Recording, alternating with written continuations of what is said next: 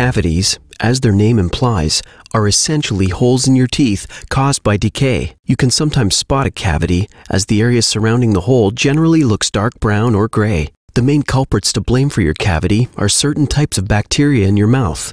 These bacteria are contained in plaque, and they interact with the carbohydrates and sugars in your food, creating an acidic environment that dissolves the protective enamel on the outer layer of your tooth. Once the acid succeeds in eroding the enamel, your tooth is exposed, leaving just the softer dentin layer, which will ultimately cause the formation of a cavity. At this point, the decay process rapidly speeds up and spreads deeper into the tooth.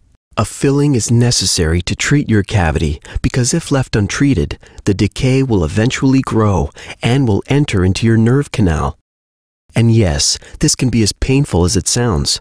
It can also lead to more serious problems, such as infection or abscess.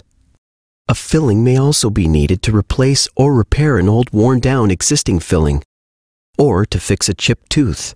In addition to potential pain and discomfort and possible tooth loss, if you wait to have your cavity filled, it may end up requiring a more difficult process, such as a root canal, to save your tooth.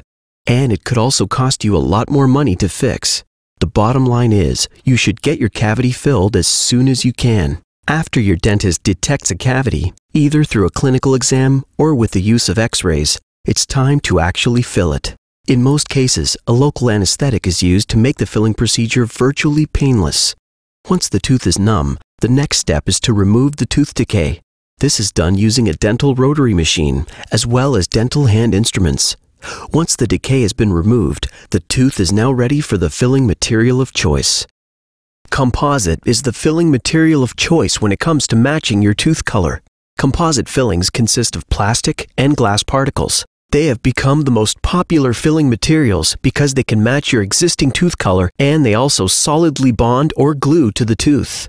After the decay in your tooth has been cleaned, a cleansing gel is applied. Next, a bonding solution is applied, finally followed by the composite filling material.